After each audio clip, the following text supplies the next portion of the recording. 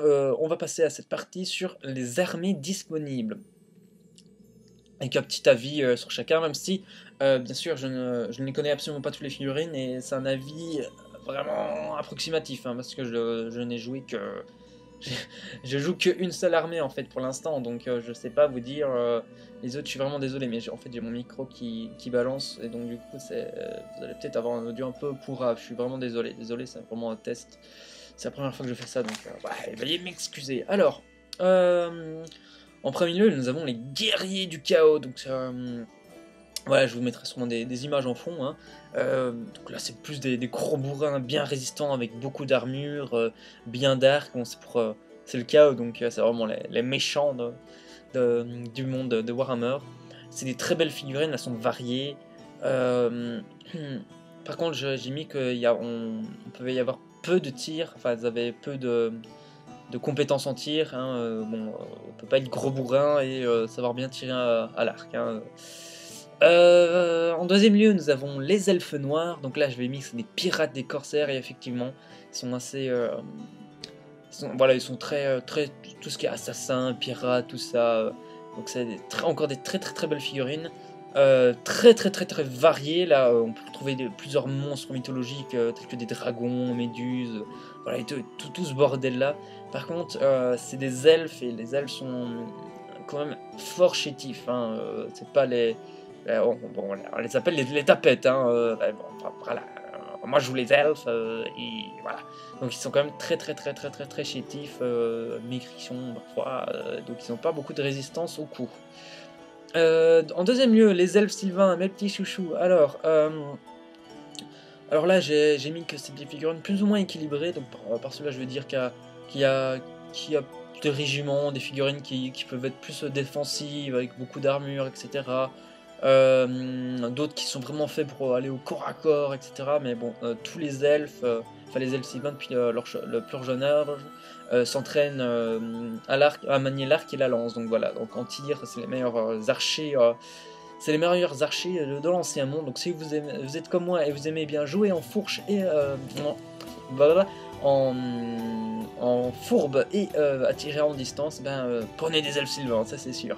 C'est des elfes, donc encore une fois ils sont chétifs, même si certaines figurines ont beaucoup d'armure, hein. Je parlais surtout des Wild Riders qui ont pas mal de sauvegardes, qui ont des sauvegardes invulnérables aussi. Enfin bon, ça je vous expliquerai plus tard. C'est des figurines variées où on peut retrouver de licornes magiques, non, on peut retrouver aussi des dragons, des hommes arbres, vraiment des elfes, des dryades. Enfin voilà, on retrouve pas mal de créatures aussi chez les elfes sylvains. Oui, les chefs sylvains, c'est ceux dans les bois, hein, pour ceux qui n'avaient pas encore compris.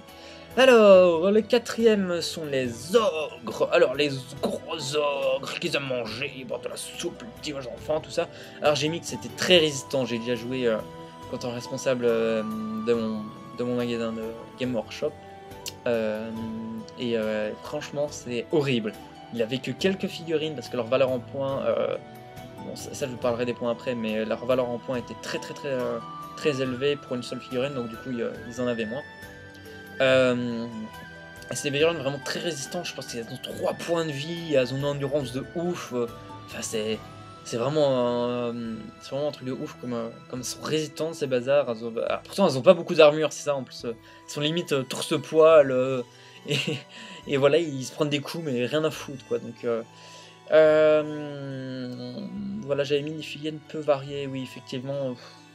J'ai remarqué qu'il n'y avait pas beaucoup Bon, après, t'as peut-être des crapauds un peu bien dégueulasses, t'as des créatures vraiment dégueulasses, mais sinon, il y a un peu trop d'ogres. Enfin, c'est les ogres, hein, mais peut-être pas assez variés à mon goût. Alors, les elfes, à ce qu'on m'en dit, ils sont rapides, ils ont beaucoup d'armure, donc ils sont résistants. Ils ont des ils ont des catapultes, donc ça, c'est. Contrairement aux elfes sylvains qui en ont pas, ils ont des catapultes et des chars. Donc c'est quand même pratique parce que ça apporte un peu plus de gameplay au jeu.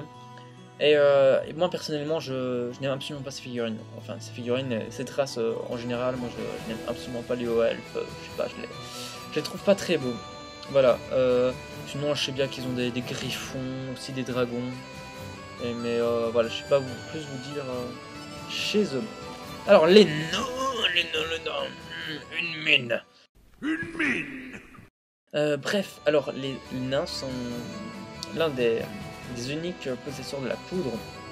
Donc ils ont des canons, donc je vous rappelle, Warhammer c'est fin médiéval, vraiment début Renaissance, tout ça dans un univers fantastique, donc les canons sont déjà apparus pour certaines races. C'est des nains très robustes, et par contre c'est des petites figurines. Vous voyez, les figurines sont déjà assez petites, je mettrai peut-être un comparatif d'une de mes figurines avec mon coin, vous pouvez voir que c'est très petit quand même pour une figurine. Et donc ouais, voilà, donc là vu que c'est des nains et qu'on respecte, vu qu'une figurine taille adulte, ben, c'est ça, alors en nain c'est un peu plus petit, donc c'est peut-être aussi l'inconvénient.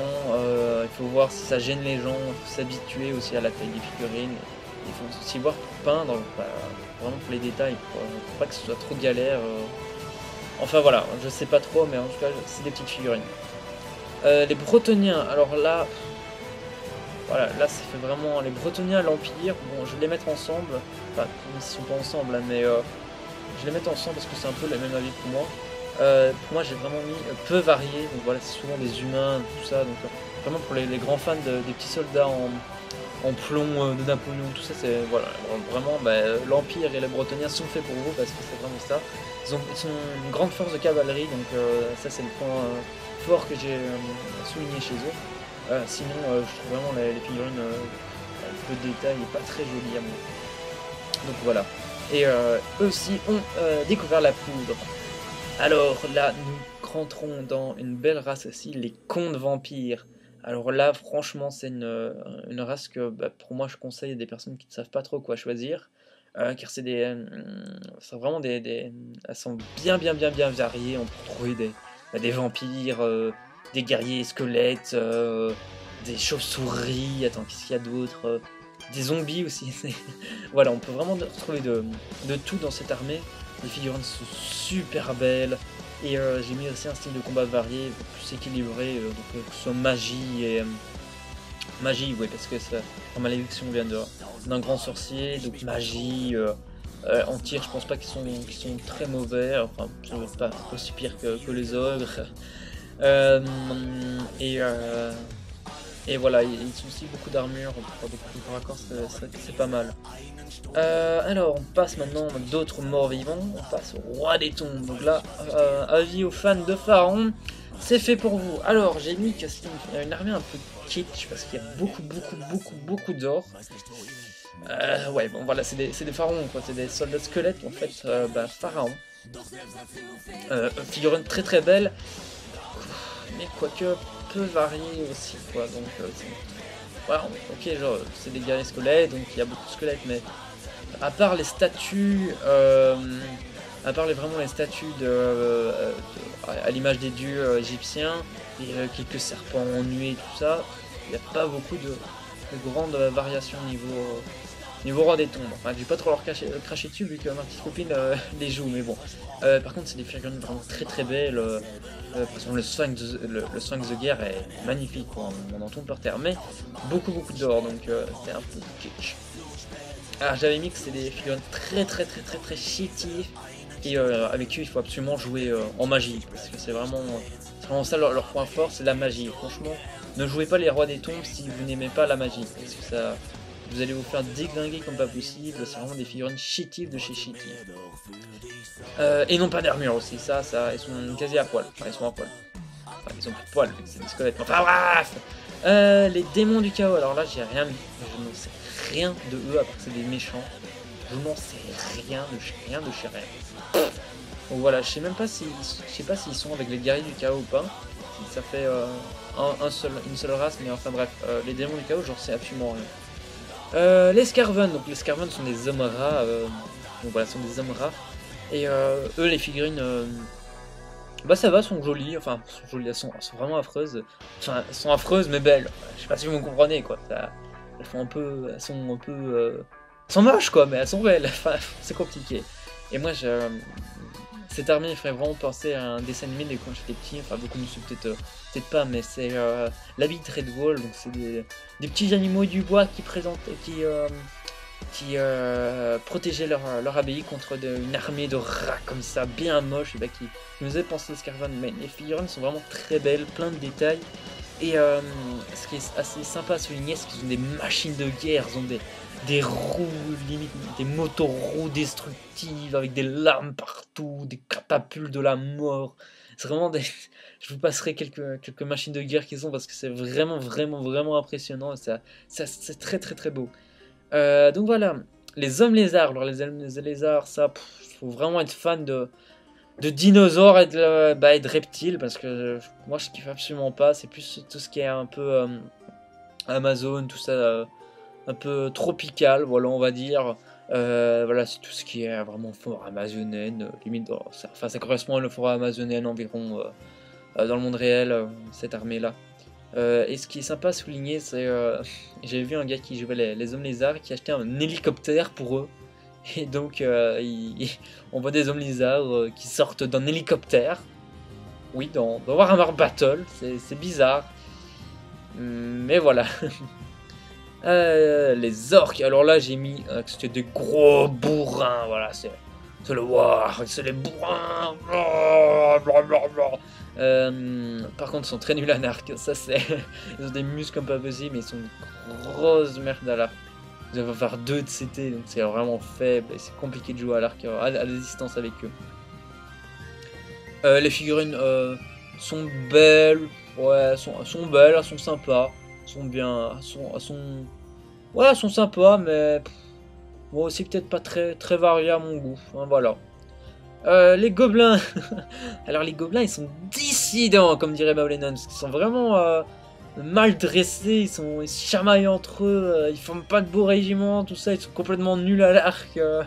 C'était vraiment sympa, j'ai déjà joué aussi contre une armée de gobelins, c'était génial.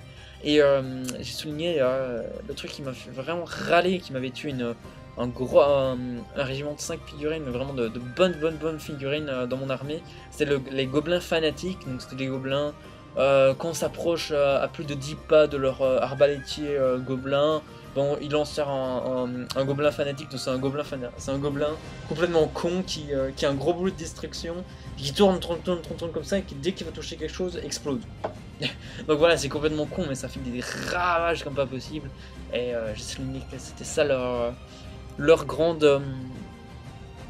point fort. Et aussi les figurines sont vraiment sympathiques, hein. J'aime beaucoup leur petite épée en bois, c'est mignon. Alors là, quand celui-là lui montre son cul, c'est assez sympa. J'essaierai de vous trouver les images, mais j'aime beaucoup. Nous avons les hommes bêtes. Alors ça, les hommes bêtes, ça va avec les guerriers du chaos, tout ça.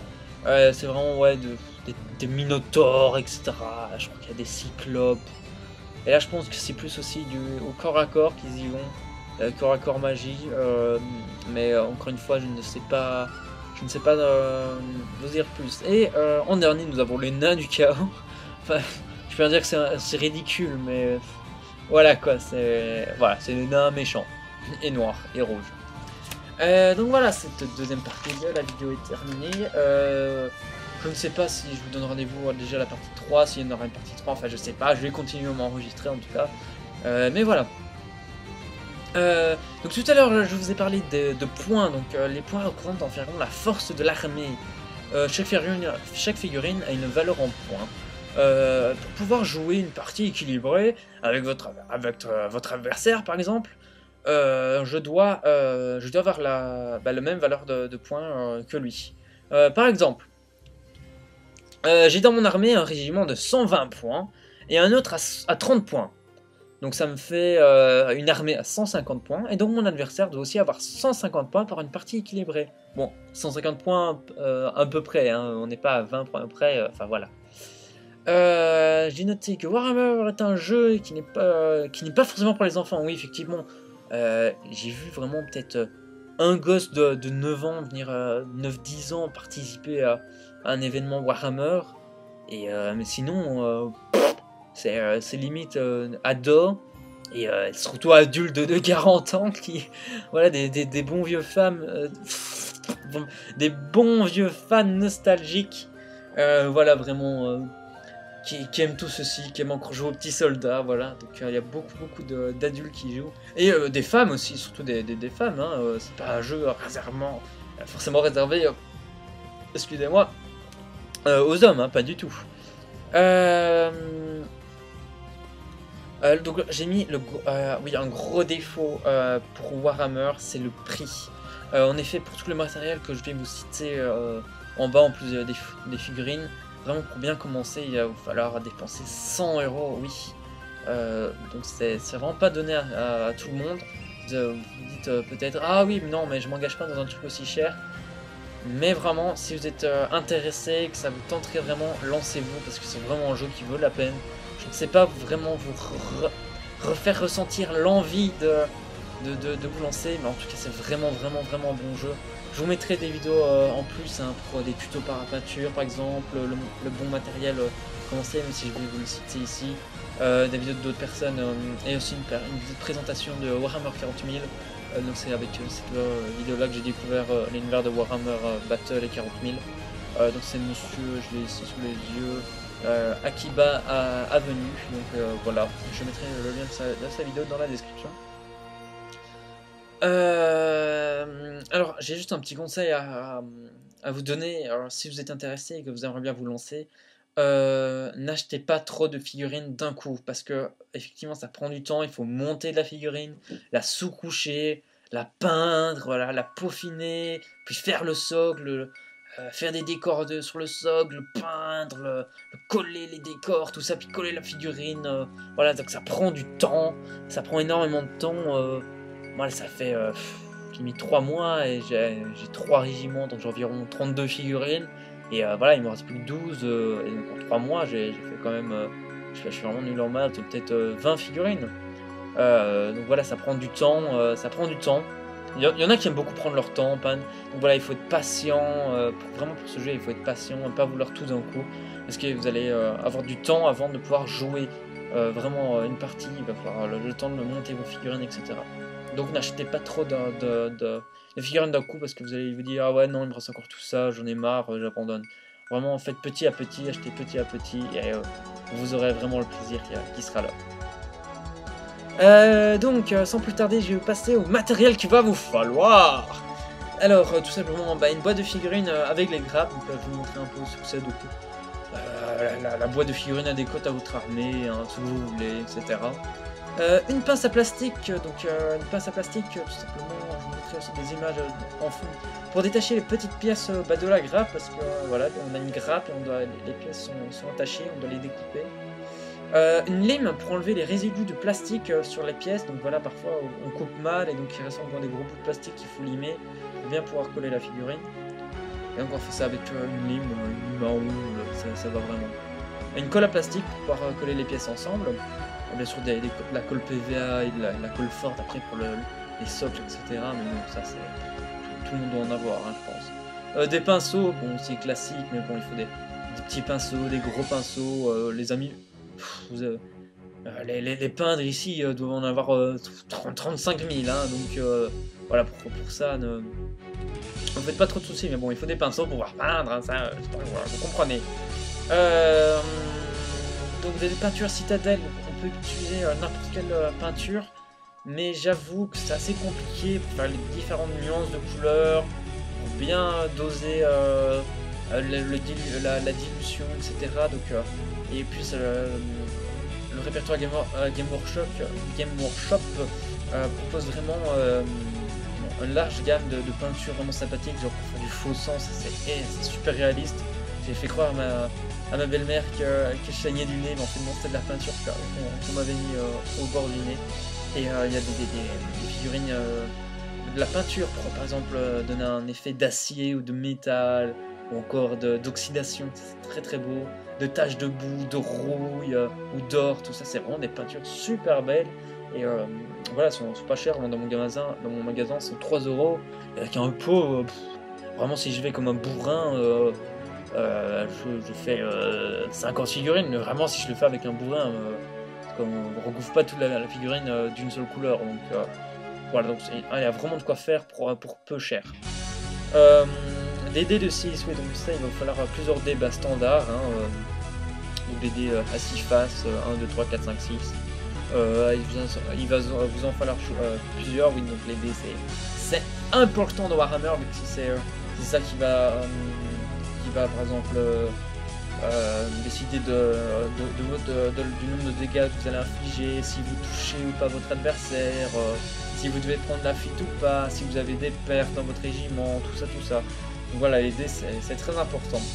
Un mètre ruban ou une règle en pouces de width. Donc voilà, Warhammer c'est un jeu que donc pour se déplacer on est obligé de mesurer, de tirer, etc. la distance pour la comparer et savoir. Mais c'est un jeu qui se mesure en pouces, donc il y a aussi des mètres rubans. Enfin tout le matériel que je vous cite, on peut le trouver dans votre magasin Game Workshop, près de chez vous.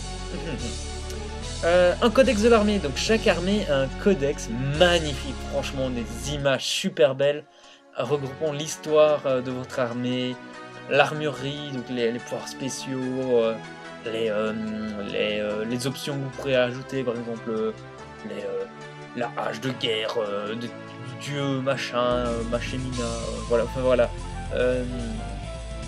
Vraiment, voilà, vraiment, il y a aussi une galerie de photos avec les figurines, pour un professionnel, et bien sûr le plus important, la description de chaque figurine aussi, c'est pas mal ça. Et le plus important surtout, les tableaux, que ce soit pour le nombre de coups qu'on va pouvoir infliger, notre compétence de tir, de force, notre endurance à recevoir des coups, le nombre de pas qu'on va pouvoir réaliser, etc. Donc voilà, toutes ces informations-là vont être regroupées dans votre livre d'armée. Un livre de règles, donc je vais vous l'avouer, moi je ne l'ai pas encore acheté, parce que je l'ai téléchargé sur mon GSM, le format PDF.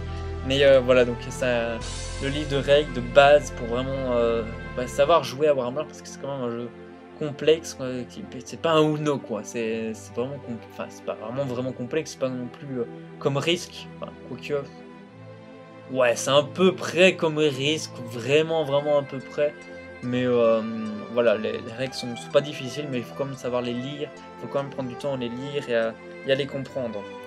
Des décors, bien sûr, il nous faut une table, on peut aussi jouer par terre, on risque de péril, mais on joue sur une table avec des décors, et ça c'est pas mal, parce qu'on peut acheter des décors non peints, non montés, etc. Donc on prend des bâtiments, des forêts et tout ça. Mais on peut très bien aussi le fabriquer nous-mêmes, avec n'importe quoi, avec du carton, des boîtes des canettes, on peut vraiment faire des pailles, j'ai même vu avec des pailles, des pics à brochettes, on peut vraiment fabriquer un décor sympathique avec peu, sans dépenser forcément, sans donner notre peau du cul quoi, pour l'acheter. Vraiment on peut vraiment faire de la récupération, du bricolage. Vraiment Warhammer c'est du bricolage, de la peinture, un jeu de guerre, mais voilà, c'est un peu tendresse, donc voilà, c'est aussi sympathique de pouvoir fabriquer ses propres décors, les personnaliser, etc. Donc c'est vraiment bien. Alors voilà, je pense que j'ai un peu tout dit sur ce magnifique jeu qu'est Warhammer. Donc bien sûr pour les Utois, donc pour les Belges qui regardent ces vidéos, et plus précisément ceux qui habitent dans la province de Liège, vraiment à Oui, il y a un magasin qui j'y vais, que j'aimerais bien faire une petite pub, c'est le magasin Obi-Wan. Donc voilà, là vous pouvez y aller si vous êtes intéressé par Warhammer, World 1000 ou encore d'autres jeux, parce qu'ils font beaucoup d'autres jeux, les Star Wars, etc. Donc voilà, vous pouvez aller jeter un petit coup d'œil, on peut même y jouer, donc un jour si un de mes abonnés veut jouer contre moi, et je suis dispo pour monter au-dessus sur une table de jeu et qu'on s'affronte un gros coup de flèche et à coup d'épée. Voilà. Donc j'espère que cette vidéo vous a plu, j'espère avoir un peu tout dit sur l'univers de Warhammer. Ah, une chose que j'ai pas dit, mais aussi sur YouTube, ce qu'on retrouve, pour vous donner peut-être un petit goût, vraiment petit goût de Warhammer, il y a ce qu'on appelle sur YouTube, sur Dailymotion, tout ça, ce qui est très courant, c'est des rapports de bataille. Vous tapez rapport de bataille Warhammer 40 000, tout ça, et donc c'est des gens qui vous partagent leur bataille vécue, voilà, vraiment comme si vous étiez au cœur de l'action de ces batailles. Donc voilà, merci d'avoir regardé cette vidéo. N'oubliez pas à vous abonner, à me rejoindre sur Facebook, à aller mater ma chaîne principale, donc Tristan Gangan, la chaîne à multi-personnalité. Donc vous abonner à ma chaîne L'Appel de la Forêt, de laisser un petit commentaire si vous avez aimé, pas négatif s'il vous plaît, c'est ma première vidéo comme ça, commentez, vraiment commenter, limite faire un point culture, enfin c'est pas un point culture donc vraiment, ne crachez pas pour que, non, c'est pas vraiment l'origine de nanana, non c'est Naxos, tout ça, je m'en fous, ne crachez pas la gueule, c'est juste ça, respectez un peu le travail, ça m'a pris du temps pour écrire toute cette merde, enfin, cette merde, ça m'a pris du temps pour écrire ce texte. Et donc voilà, j'espère. Mon commentaire, il est peut-être pas trop top non plus, mais bon, ça va s'améliorer avec le fil du temps. Qu'est-ce qu'il y aura à suivre sur ma chaîne? Donc, comme je l'ai dit, des rapports de bataille, des galeries d'armées, des présentations, des unboxings, des tutos, etc. Donc voilà, donc je vous invite vraiment à vous abonner et à laisser un commentaire sur cette vidéo. Je vous dis à la prochaine pour une prochaine vidéo. Et je vous dis ciao ciao, merci d'être là et de me soutenir les GG. À la prochaine, bisous bisous.